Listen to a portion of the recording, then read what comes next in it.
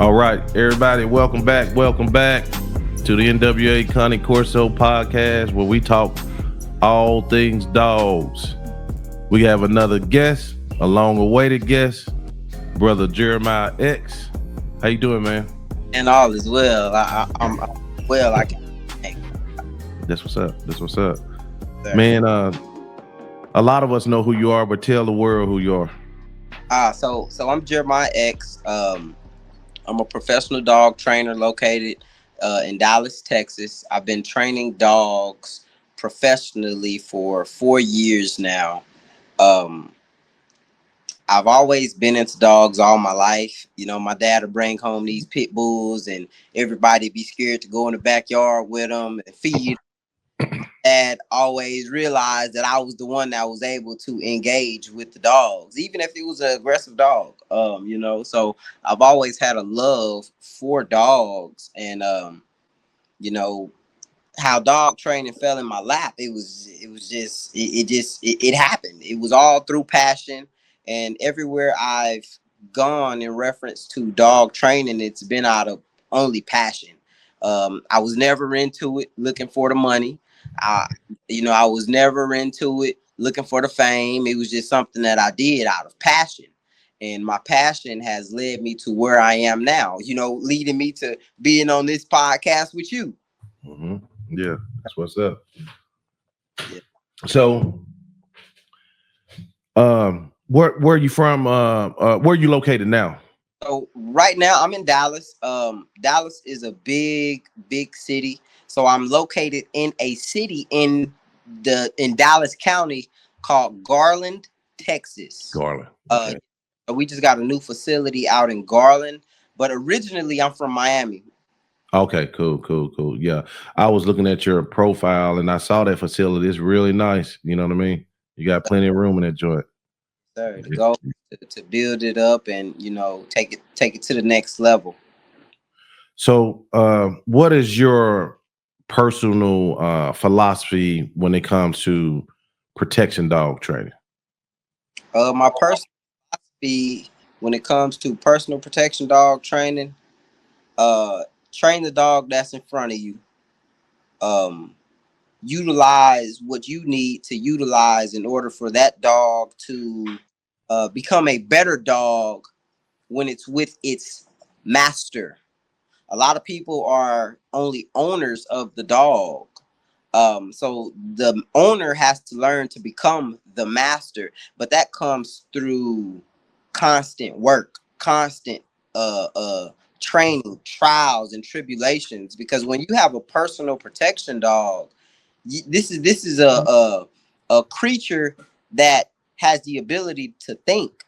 So you have to be in accord or synchronized with this dog to understand how this dog thinks. So me personally, I know my dog's weaknesses. I know my dog's strengths. But the only way I've learned that is through putting in the work with the dog. It's just like a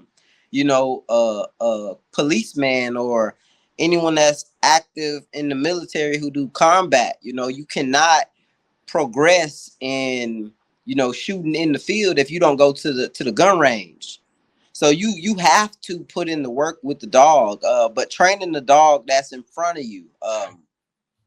You have different breeds, and different individuals come to you with different breeds, and you have to train the dog that's in front of you. So you have the prey and defense methodology, but it falls back down to, it's really not about what the people want. It's about what the people needs. Mm-hmm. A lot of a lot of trainers try to give the people what they want, but the reality is you have to give the people what they need.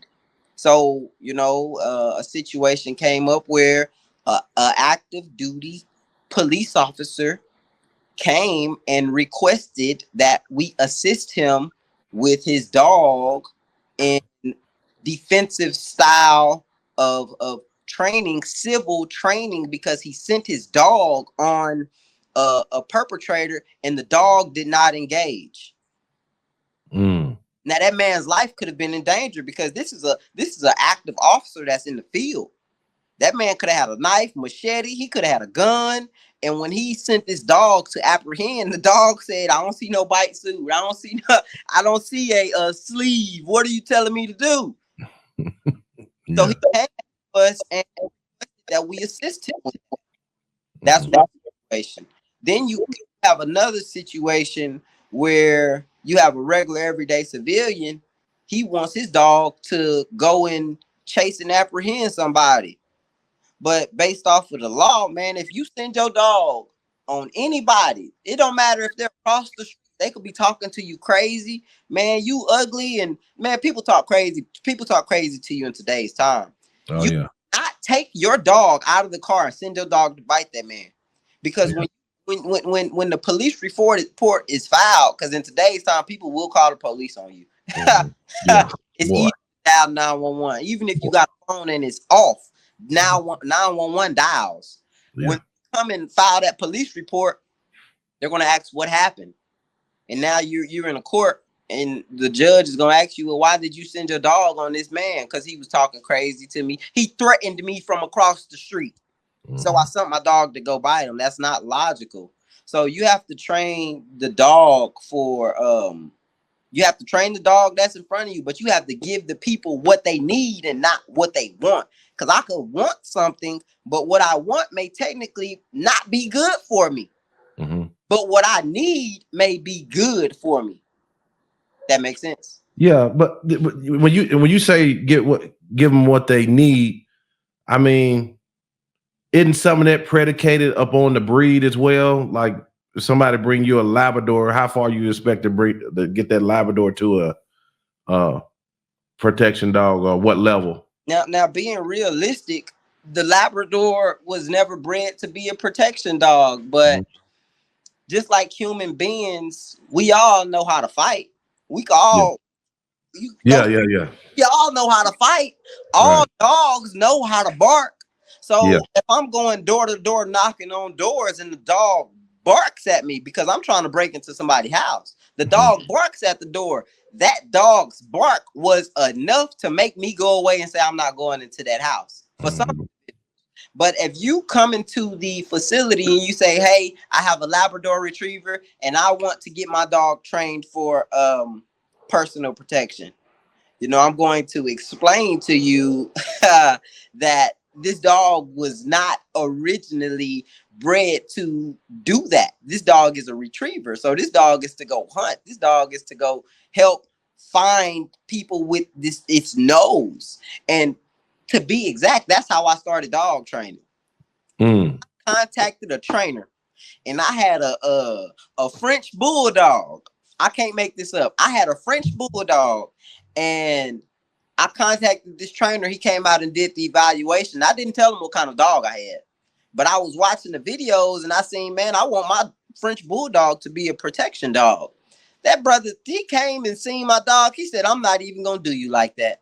He said, "This dog." He said, "Look at the dog's snout. His snout is pushed in. He cannot bite effectively." He told me and recommended me to get a dog that is in the line of doing that type of work. So when I went back and did my research, I found the dog of my choice after extensive research, and I chose the dog that was best fit for what I wanted for my personal self. But any dog can be a deterrent. Yeah. Protection is deterrent. So if you got a little chihuahua and you walking down the street and this little chihuahua is barking you down, you're going to more than likely go to the other side of the street. You're going to leave that lady alone, or you're going to leave that man alone because you like, man, I'm not messing with that little chihuahua. That dog has 42 teeth.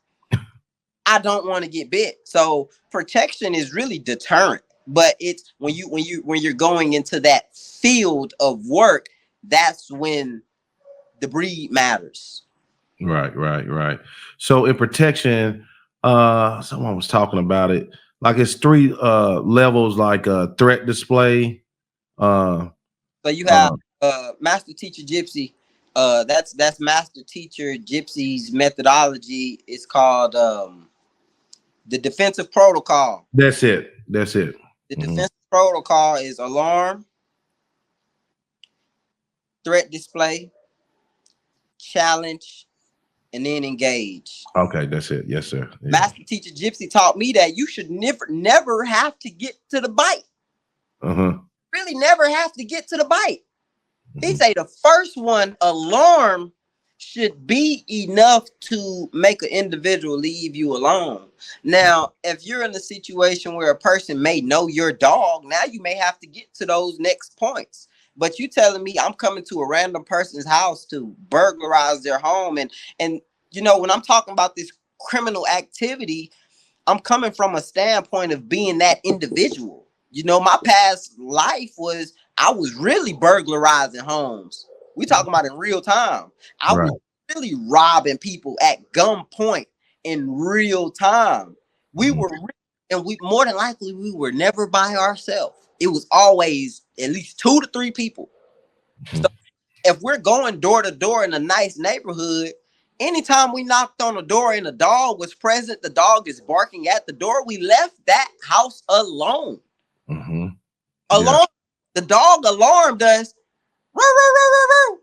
Why you ringing the doorbell? My owners put the key in the door and step in. They don't ring the doorbell. So that defensive protocol, man, that's very important to understand. You know, people can say they know it, but it's the difference between knowing and understanding.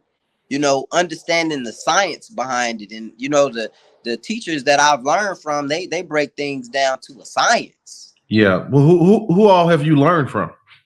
So my primary teacher is Master Trainer Prophet D Mega. P Don Mega. What's up, P?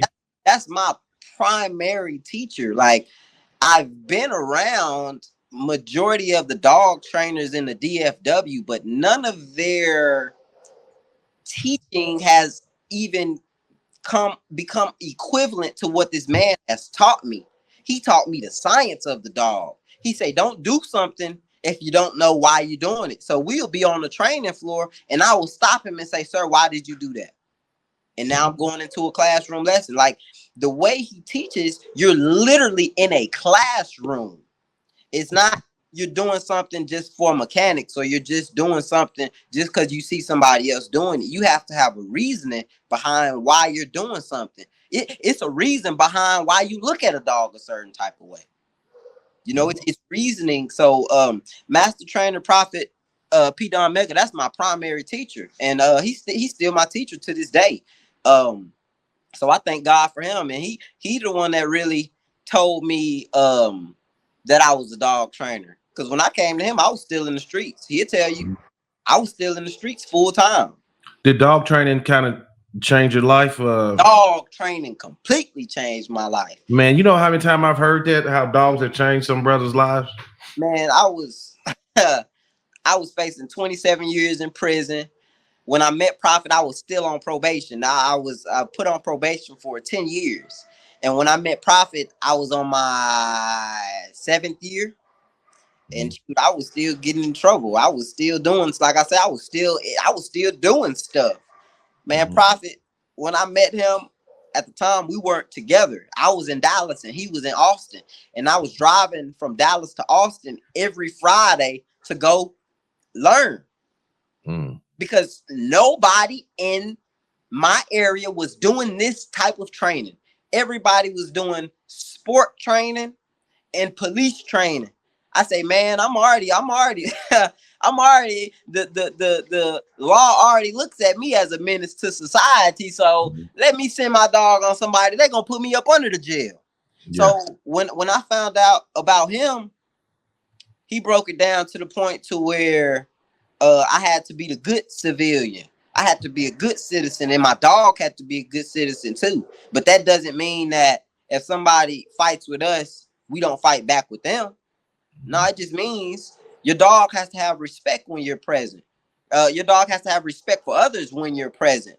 And likewise with me, I can't just put my dog on somebody because he look at me funny. I just gotta control myself and be that good civilian, I would say. But Master Trainer P Don Mega, that's my primary teacher. Nobody comes before him.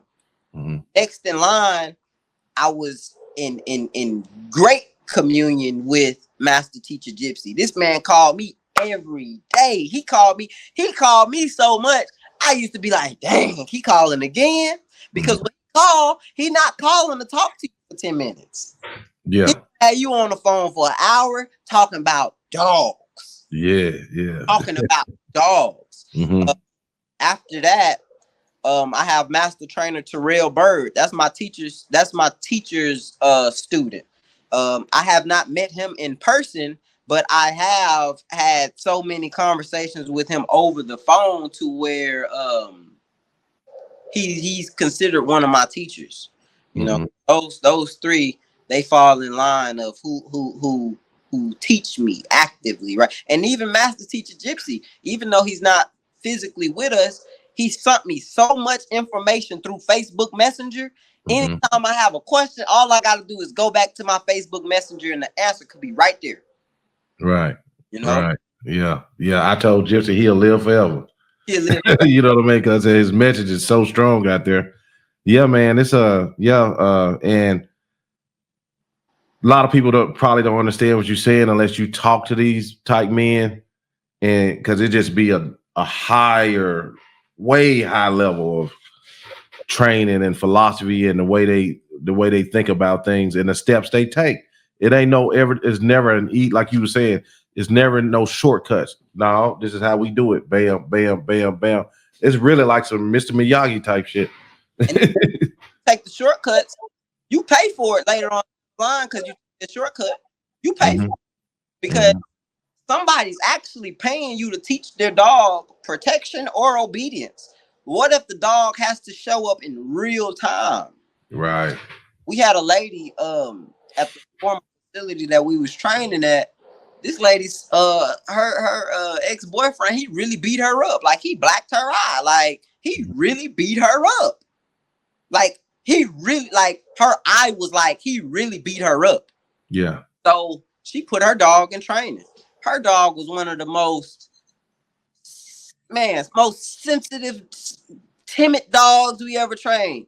By the time that dog was done, that dog would eat your lunch. She'd eat your lunch. Right. Gypsy told me something one time. He told me he didn't train women's boyfriends to handle their dogs. Yeah, that's what he told me. He said, he said he will ask a young lady, is this your first boyfriend? And she'll be like, no. So it's probable that it wouldn't be your last boyfriend. I won't be training him to handle your dog. Now, when you telling me about marriage, when you're talking to me about marriage, both individuals has to play a part, because when you commit to marriage, that's a different type of commitment. But boyfriend, girlfriend, yeah, I mean, they could leave, and when they come back, they could do whatever they want to do. You know, a lot of people go through domestic violence, and in today's time, men do put their hands on women. A man punch a woman dead in the face. We see it all the time.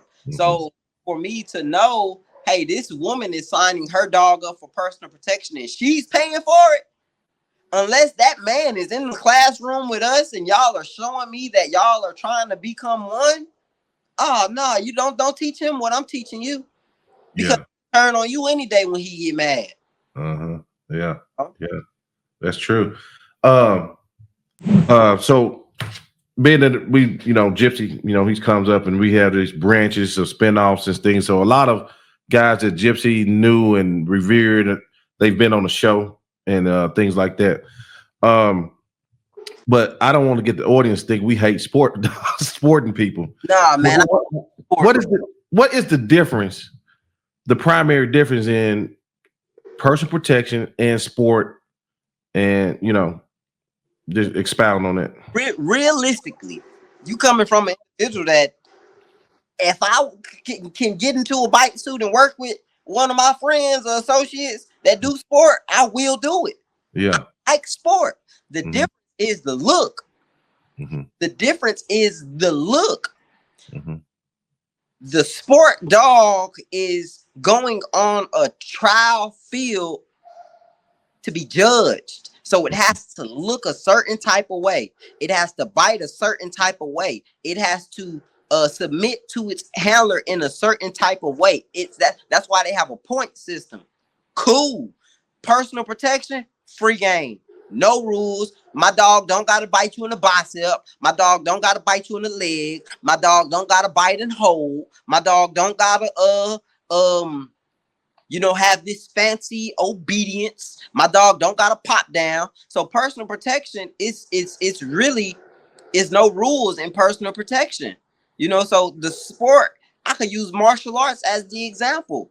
The point fighter who does sport martial arts, he'll still beat you up just because he does sport.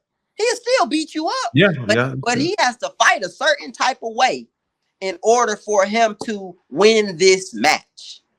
But that don't mean when he step out in the street, what he's doing in sport won't show up in the real street. But he has to train for that. Likewise, and so it is with the sport dog. The sport dog has to engage and work a certain type of way. But in order for the handler or master to have that dog to actually protect them, they have to put in the training for that.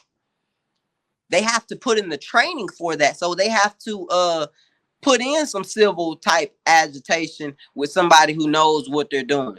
In today's time, a lot of people really don't know how to do civil agitation. They just go off of what they see off of online, Instagram, and they don't even know why they doing the hands. They don't even know why they so close to the dog. They don't even know. They're just doing it because they see somebody else doing it.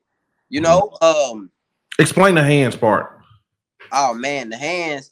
The threat comes from the hands. Everything comes from the hands. Now, right now, we're referring to personal protection because the sport dog, the hands is no threat.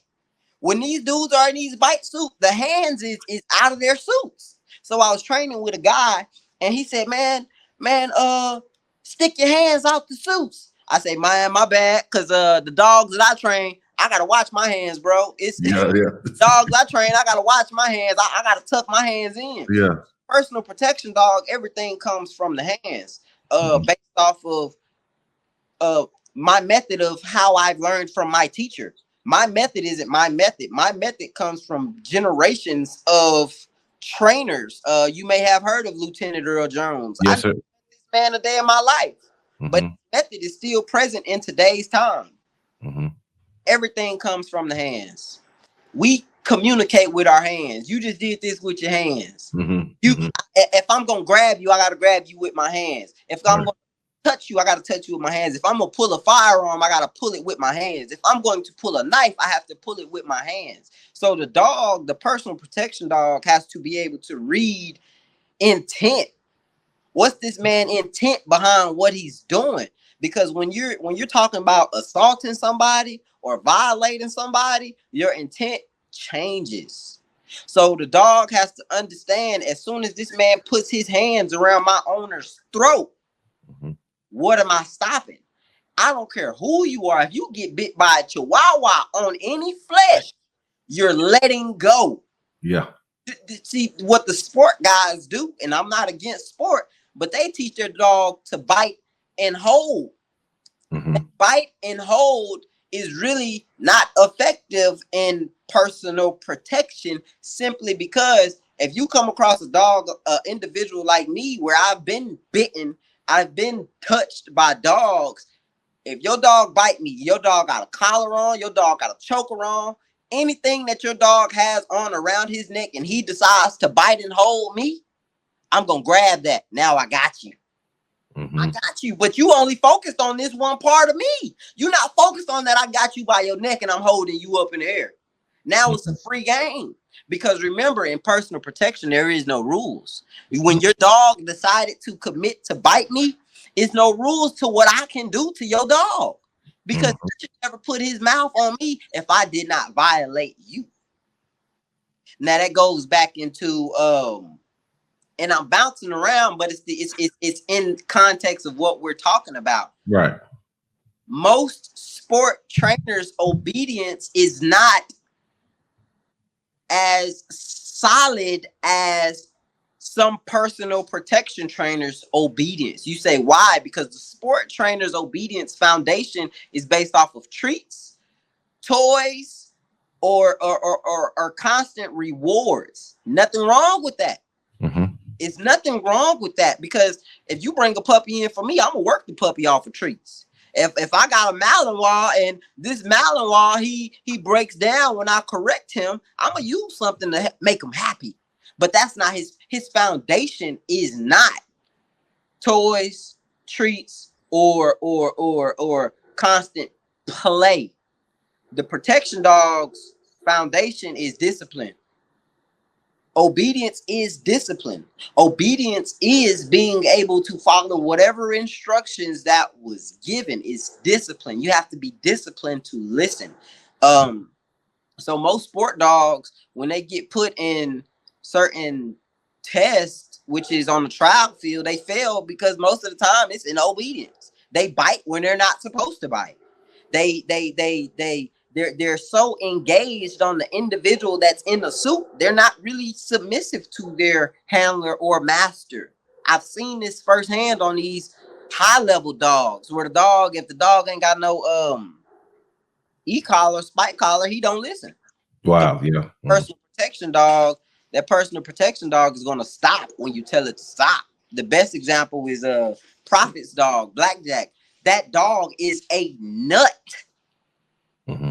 When I say he's a nut, he's fully aggressive. He's one of those dogs you see off of the movie that you're scared of in real life. Mm-hmm. But Prophet has so much control over that dog. Man, this dog, I've been training. I was training a dog one time on the floor, and I gave the dog a slight correction. And my teacher was walking his dog across, and his dog shot out at me full speed. He said, "Blackjack, place." Man, Blackjack stopped in his midst to come bite me. It's been multiple times Blackjack almost bit me, but the only thing that stopped him was his master's voice. Yeah. Prophet is Blackjack's master. Mm-hmm. He's not his owner. If he was only his owner, Blackjack would have still bit me. Yeah. It's been times where Blackjack broke command to come bite me, and his teeth was literally on my pants, and all I could do was tighten up. Oh, Yeah. Blackjack, get your butt over here, boy. And then before you know it, Blackjack left me alone and came back to his honor. And then I'm in my head cussing Blackjack out. You old, I'm cussing Blackjack out because I'm like, he's really dangerous in real time. Mm-hmm. You know, so yeah, man, that's the difference between sport and real time. But it's the look, man. I like sport obedience. It looks good. It's flashy. You be like, man, you see that dog? How he healing or going down? Boy, yeah. It's something to see. It's something to see. It's Yeah. nothing wrong with it. But that's just like watching boxing and then watching a street fight. Boxing, you see everything. You see how it's supposed to be. But a street fight, they going in. They biting, they dunking each other on the head. They going, man, I seen a street fight yesterday. Dude picked up a pole. He was getting whooped on. He picked up a pole. Now the dude didn't let him get the pole, but he picked up the pole. Right. No rules in personal protection. So if my dog bites you in the face, you should never did nothing to me. You should never crept up on me. You know. So it's no rules in personal protection, but it is rules in sports. You see what I'm? That's the difference. Gotcha. What are your thoughts on? Or let me ask this way: is there any aspect in training where positive only is a part of your training, or is it never with puppies? Yeah. Puppies, all positive. All positive, yeah. All positive in the beginning. With puppies, a puppy will break down from, man, you correct the puppy in any sort, man, you just pushed yourself 4 or 5 weeks behind. So you always be nice and kind. But I don't believe in positive training only, because you telling me the only time you're gonna listen to me is when I'm giving you something. That's just like children. I love my children to death, but sometimes I gotta get on you. I gotta raise my voice to you because you heard me the first time, and that's when I was being nice. That's when I was being nice. And now I gotta raise my voice at you. You looking at me crazy. But I told you the first time. Mm-hmm. I literally told you the first time. So I believe in positive uh training with puppies and even with dogs. It's not that you being mean the whole time, but it is a time to be assertive with a grown dog. Right, right. As you know, we all have some type of work that we have to do. Um, yeah, you be kind to your employees, but when it's time for you to tell them, hey, you jacking, you messing up, you causing us money, that's going to literally, it's going to cost you. So you have to be assertive. Uh, Mm-hmm. so with me, like, I'm a member of the Nation of Islam, and it's a military. So I Mm-hmm. believe in the militant structure. I believe that dogs need discipline. Humans need discipline. And if you don't have discipline, eventually you're gonna have your dog in the SPCA center, or you're gonna have that human incarcerated. You Mm-hmm. know, those are the same places. It's just for different creatures. Being Right. incarcerated for a human, that's jail. Being incarcerated for a dog, you in the dog pound. You see what Mm-hmm. I'm saying? And the bad dogs, not technically all the bad dogs end up there, but the bad dogs that end up there, they end up either having to be euthanized, or they have to go to a owner like Profit, where Right. he can handle that hard dog. Some hard dogs I don't want. That's just me. I don't want a blackjack. Mm-hmm. Blackjack is too much. Mm-hmm. Now Prophet ain't told the world. I'm gonna tell the world about Prophet dog Draco. Prophet got a dog named Draco. What kind of dog is he? Pressa Canario. Oh, the prepper he got. Okay. Draco is a tank. He's Mm-hmm. aggressive. Mm-hmm. Everybody don't need a Draco. Mm-hmm. Draco is too much for somebody, because Draco will look at you, he'll give you a look, and that'll scare some people. You know, some people are scared. I've seen a lot of trainers really scared of their dogs because they try to do positive reinforcement. What about when the dog catch an attitude with you? Mm-hmm. Back up, because the dog gave you that look. You gonna Yeah. back up, or you gonna step up? Mm-hmm. You know, so Right. Right. A dog needs a master, huh? a dog needs a master. Right. So, in your own life, Gypsy used to tell me about this Corso you got. I never talked to you about it. Presser. It's a presser you got? Yes, sir. Oh, okay. He used to tell me. I guess he thought it was a Corso. He told me that was a bad. He said he's smart. Tell me about that dog. What's that dog's name? His name is Verdugo. So Verdugo. in Spanish, Verdugo means silent killer, silent hitman. He's silent. He's quiet, and that's Verdugo's personality. Now, truth be told, Verdugo is not my dog. Mm-hmm. Verdugo is my wife's dog, Oh, okay. because I'm too hard for Verdugo. Mm-hmm. Verdugo, my wife, he's just right with my wife. So he gives more for my wife. That dog will give his life for my wife. But Verdugo is 4 years old. He's about to be 4 years old in February. Verdugo is 4 years old. He started his personal protection journey at 8 months with master trainer Profit. Um, his training method that he didn't learn any prey based training. He didn't start off on no sleeve. He started off facing a man. Mm-hmm. Flesh work. Um, Now Verdugo, it took him time to develop, because that training is taxing. It's hard. You know, it's really hard. You know, and it's either it's gonna make a dog, or the dog is not going to. I can't say make or break, because we're not in the business to break nobody's dog. But it's either the dog will advance from this training, or the dog will have to go to another method of training to make that dog seem as he is more than he is, because he can't take this pressure.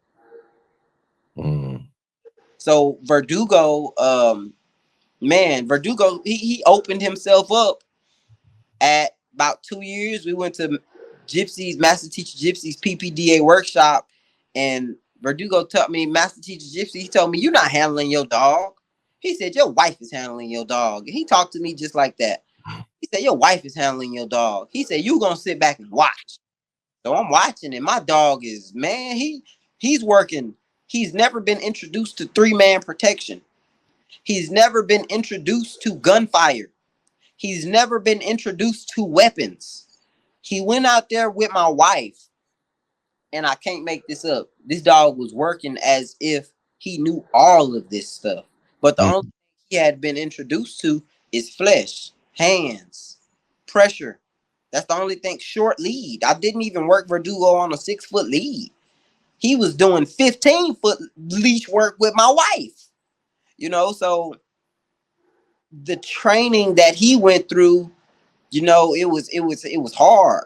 You know, it wasn't easy, but seeing him show out how he showed out at Gypsy's workshop, I say, man, you'll be doing something over a period of time, and you don't know that it's good for you, but it'll show up that is it'll show up for you, and you will learn that that's what was actually good for you. So Verdugo is a different dog than my female. I have a female named Classic.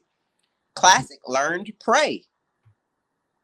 Classic learned prey based training, and I thought she was the shit. Really, Yeah. I thought she was it, but she never been introduced to defense training. So when I brought her to Profit, I'm thinking, yeah, she it. If I turn her on, she gonna bite you. Ask my teacher. That's how I carried myself. And he said, have you ever seen a dog get stopped before? No, sir. But you can't stop my dog. You got me bent. Like, you're not stopping my dog. This is how I talk to my teacher. He'll tell you, you're not stopping my dog. One day we on the training floor, and he never did things when you expect him to do it. He did it when you least expect him to do it. So he got Classic all the way railed up to where she thinks she about to kill him. And he stopped my dog. He made her lay down on the floor. And Wow. I'm telling her, attack, attack. And she wouldn't move. Bro, I went home. I damn near cried. I almost cried. Wow. I didn't talk for the rest of the training session. Mm. And he knew I was hurt. I went home and almost cried. I told my wife, and I went back the next day and I said, sir, I don't never want that to happen again. What is it that I need to do? We started working defense. After that, he was never able to stop her again. Oh, but Verdugo is trained solely out of defense. Now, I do wish, personally, I incorporated a little prey-based training in there, so he could have that will to be out there a little bit more. But realistically, if I would have put that on him, he would have been too much for my wife. Right. Class is too much for my wife. Gotcha. So you're not all defense all time. You in a blend of a little prey and a little defense. Am I right? I'm all defense all the time when it's in alignment with the law. Yeah. So my dog shouldn't get no bite if it's not a defensive bite. If somebody's not threatening my life, or somebody's trying to break into my building, or somebody's trying to rob my wife, or that's when I believe all defense all the time is mandatory. But in reference to training methods, I believe a dog should learn different kind of methods. So I do martial arts training, and the martial arts training that I do, it's called VSK. Now it's 3 different systems into one system. So you have boxing, you have judo, you have wrestling, you do have Shotokan, you have kumite, you have Sanukas. You got all these methods into one method that makes an individual very exceptional. I would say he's very exceptional through the training, because you don't get exceptional unless you go through the training. So I believe it should be a balance with prey and defense, but too much of anything is not good for you. So like I just said with my female who was trained out of prey, she was trained out of prey, but she had so much prey she never encountered real defense. So it shook her up. It made her back. It made her stop. And my teacher looked at me. He said, I could do that to most of these sport dogs. He said, it's a handful of these dogs that I can't do that to. Now, we're talking about a handful of dogs around the world, not just in Texas. It's a handful of dogs around the world that he can do that to. But if you look at training in today's time, everybody does almost the exact same thing in a different location. Yeah. You know? Explain to me, and take your time, however long you need, the differences in flesh work, muzzle work, and working with equipment, the pros and cons of each. Okay, I'll start off with equipment. Okay. Equipment was never originally made to train a dog with. Equipment was originally made to measure the dog's bite radius and bite pressure. That's what the equipment was originally made for. But in today's time, we want the microwave effect. We want everything fast. So in today's time, in the modern time, people don't want to do flesh work because you're going to really get bit. You're going, if it's a puppy or if it's a dog, you're going to really get bit eventually. So they use the equipment to teach the dog to bite and hold. But that method comes from military and police. It comes from military and police. Their sole purpose for their canines is to apprehend and hold until I get there. So the equipment in today's time is being used to teach the dog to bite and hold. Now, if you don't know how to do the transition from taking the dog off of equipment to engaging on the man, you're going to just have an equipment oriented dog. And that's what a lot of these trainers are really selling the public and these police departments. You see a lot of videos in today's time where a lot of these police dogs, when they get that pressure put on them from a perpetrator that may be high, or he's so pissed off he don't want to go to jail and he willing to fight your dog, a lot of those dogs, when they're faced with a challenge in front of them, they back up, they stop. Or even if they do bite the man, one hit, imagine a man 6'5", 300 pounds.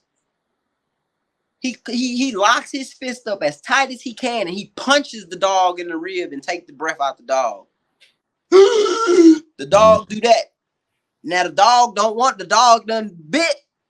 He done let go. Now the dog don't want to re-engage. Now you got the officer or the handler telling the dog, Stalin. That's telling the dog to bite. And the dog like, man, he just stole me. he just stole me. I don't want to re-engage. Right. But that dog was primarily trained off of equipment. He didn't face a lot of pressure.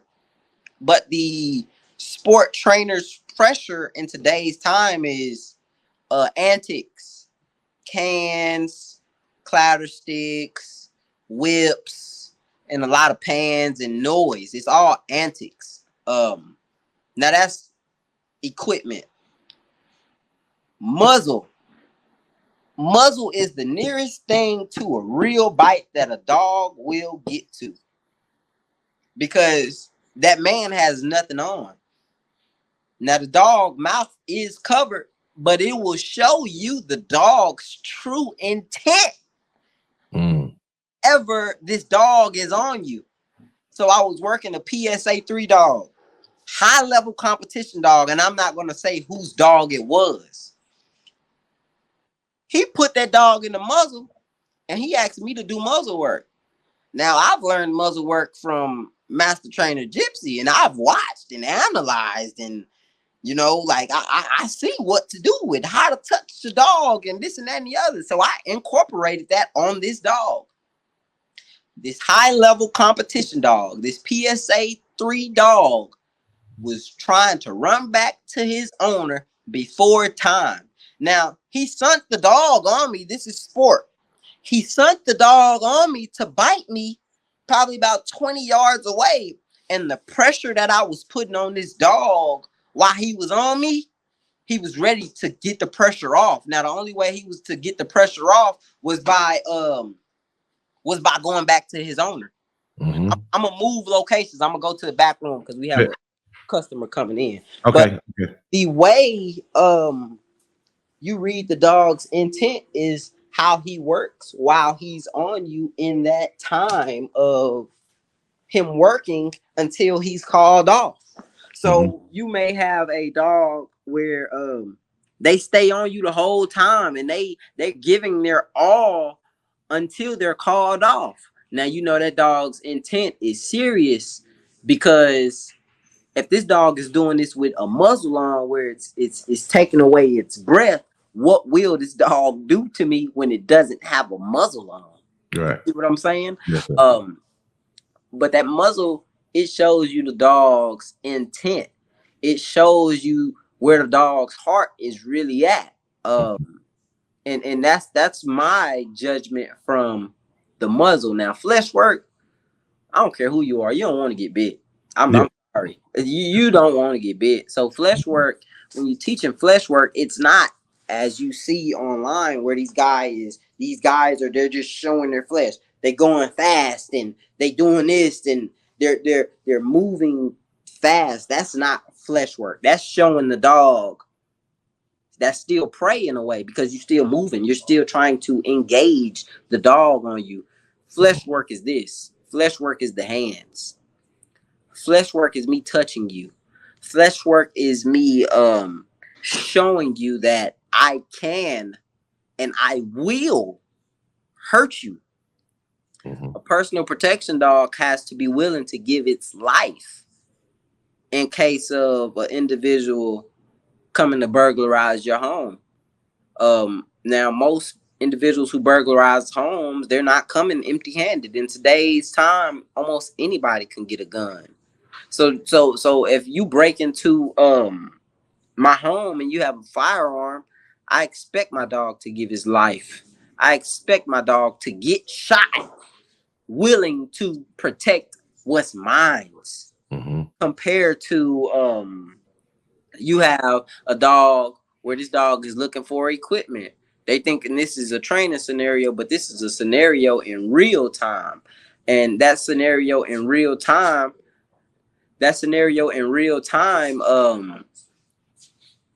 is not training based. It's you got to show up. So proper preparation prevents poor performance. So you have to train hard every day as if this is really real. Now, when we step in front of a dog, it's really real. I have a story. Man, one time I got bit in the nose. Look. Oh, wow. You did, yeah. I got bit in the nose, but I was giving this handler what he wanted. He said, man, I want to teach my dog to bite in the face. I said, okay. Now, most people don't know to teach a dog to bite in the face is really not as hard as you think. But he said, I want my dog to go straight up top. So one day we training and I slipped. It was my fault. I showed the dog something 2 times. The 3rd time he seen me do it, my hands came up. Where's my hands at? Right by your head. Right by my face. Yeah. He hit me in my face. Dang. I said, this motherfucker really bit me in my face. And I couldn't even be mad. I couldn't be mad, but I set myself up for that because I got to be more cautious with what I'm teaching and showing this dog, because dog remembers what you do to it. Now, I wasn't training this dog with no equipment. This is flesh work. This is me. He knows I'm a threat. As soon as I came back and brought my hands up, he went where my hands went. Bam, he hit me in my face. Now, I got in trouble for that from my teacher. I did get in trouble because he said that could have been avoided, but that was a life lesson that what you're doing is not a game. These dogs are really intending to really hurt you. It's no way around it. So when you're teaching personal protection, when you're teaching flesh work, it's real. There's no rules. Now, a sport dog biting somebody in the face, you probably never hear of it. Right. Yeah. You probably never hear of a sport dog biting somebody in the face. Yeah. The bites that sport dogs get may be illegal bites. So it more than likely bites when it wasn't supposed to bite, rather than it biting when it was supposed to bite. Those are the bites that you hear about from sport dogs. But personal protection dogs, you have that defensive protocol. Most personal protection dogs probably never get a real bite in their life.